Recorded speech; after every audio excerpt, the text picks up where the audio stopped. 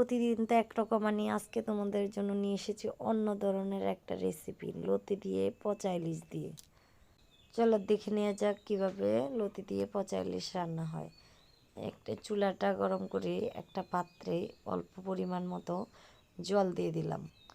জলটা উতলানো হয়ে গেলে লবণ, হলুদ, লঙ্কার গুঁড়ি দিয়ে ভালো মতো উতলিয়ে নেবে। তারপর কেটে রাখা ইলিশ মাছটা দিয়ে দেবে।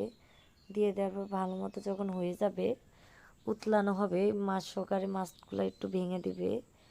তারপর কি করবে, কেটে রাখা পেঁয়াজ রসুন ওগুলা দিয়ে দিবে।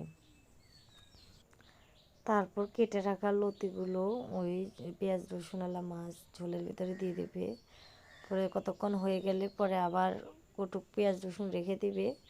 তারপর আবার এখানে পেঁয়াজ রসুনগুলো দিয়ে দেবে। দিয়ে দেওয়ার পর একটু নাড়বে, একটু 30 মিনিট অপেক্ষা করবে। অপেক্ষা করে চলে আসলাম। এবার পরিমাণ মতো তেল দিয়ে দিবে। তারপর যাদের বাড়িতে হলুদ পাতা থাকে হলুদ পাতা দেবে, না হয় লেবু পাতা দিয়ে দেবে। এবার আমার তৈরি হয়ে গেছে ইলিশ পচা দিয়ে লতি দিয়ে। কেমন হয়েছে অবশ্যই বলবে সবাই।